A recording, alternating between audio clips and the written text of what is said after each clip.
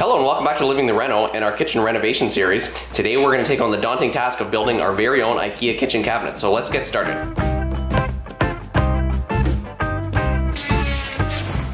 Hey everybody and welcome back. Today is finally the day that we actually get to install our cabinets. It's been a while since we ripped out our original kitchen and we're excited to finally build some cabinets and see some progress.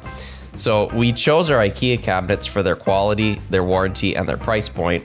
However, this does mean we have to assemble them ourselves. They come in a lot of different flat pack boxes, but the process was pretty straightforward as long as you follow the instructions closely. Starting off our cabinet builds, we're going to start off with our corner cabinet, which is a blind corner cabinet. This one took a little bit of extra work as it required measuring and cutting up some cover panels and installing a special hardware kit. I should probably clarify here, as the corner cabinet is actually corner cabinets in plural. It is two separate cabinets that you join together, and the cover panels are what you put in between them. If you like this video so far, we would like it if you left a like.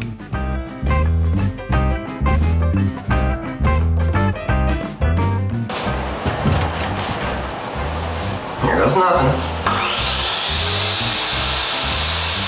Since you only get so many cover panels, and since Ikea is a 3-hour round trip away from our house, we were extra careful to measure twice and cut once.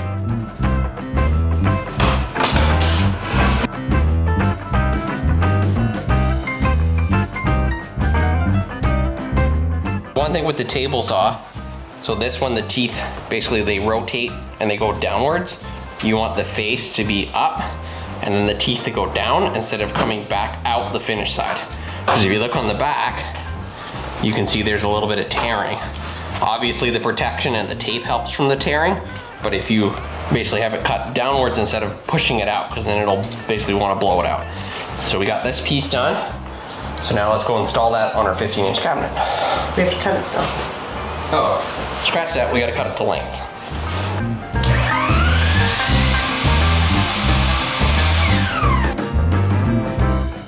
This little cover strip here sits on the shorter of the two cabinets, and it's basically a gap between the smaller and the larger cabinet, and I'm guessing this gives it the space for the doors to open correctly.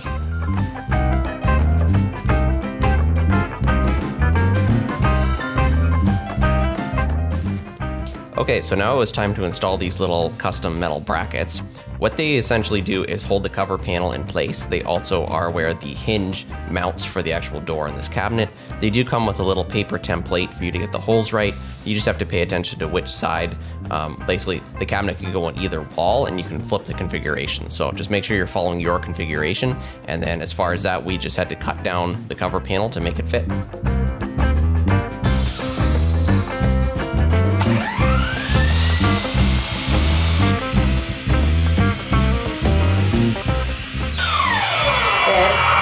The bag came off, so it's just shooting sawdust everywhere. Oh.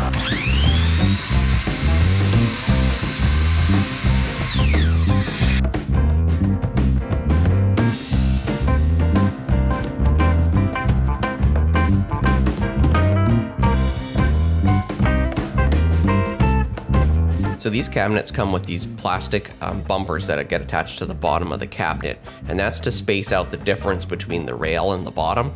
However, our wall has a huge bow in it, so we had to take that cabinet down, remove it, and then put it back up in order to get it straight. All right, on to our next cabinet. This one is our 30-inch over the fridge cabinet, and when it's all said and done, it's gonna have two cover panels that are gonna go all the way to the floor on either side, and it's basically going to encase the entire fridge.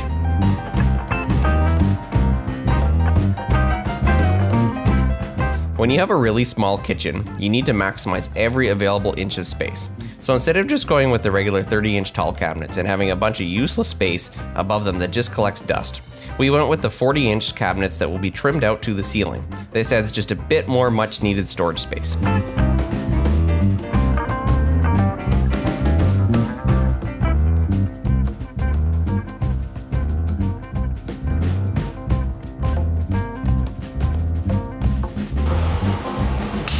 Now with all the upper cabinets done, we moved on to the lower cabinets. These were not too much different than the upper ones, and once we built one, the rest went much faster.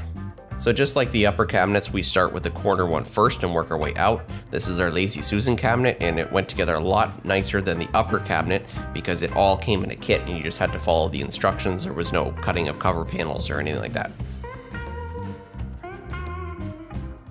This 12-inch cabinet will sit beside our dishwasher, and it'll feature a pull-out for all of our cleaning products and towels, etc.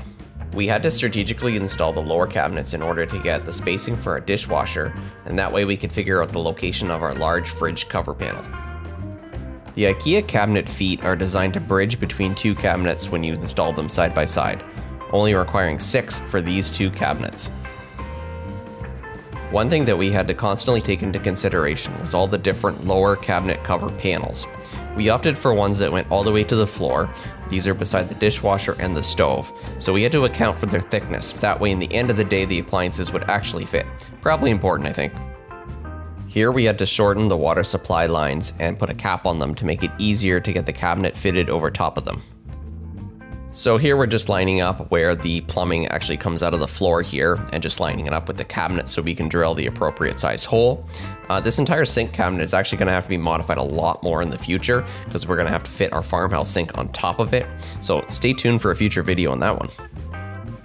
The large fridge cover panels were a big challenge all by themselves, since our walls and floors were not straight, level, plumb. There was also a big hump out in the wall, and we had to make sure that they themselves sat level, they were plumb, and they matched up with the face frames of the cabinets.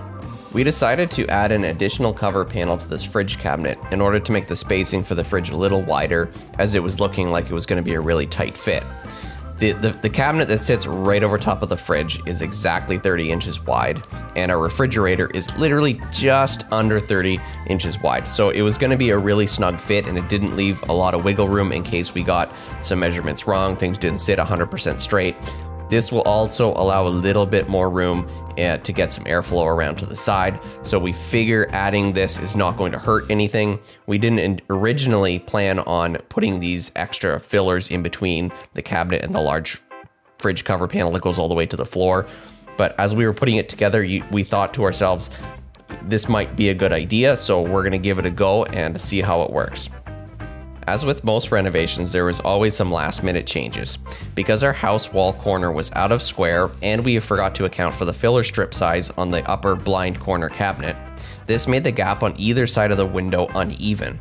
So instead of using two 15-inch cabinets to the left of the sink, we needed to use an 18-inch and a 15-inch to even up the gap. We took the 18-inch from the other side of the stove and we will have to order another one. We also decided at this point that we're going to make the two 15s on either side of the window with glass doors and shelves, so upgrades. With all the cabinets installed along the walls, we went ahead and ordered our quartz countertop. This means we're going to have our sink installed prior to having our measurements taken. So we will be tackling the install of our farmhouse sink, which requires a ton of modifications to the Ikea cabinets. We're going to be hacking them apart to make them fit. Hopefully we don't mess it up, as you only get one shot when you're cutting into your cabinets. So make sure to subscribe and check out whether we're successful or not.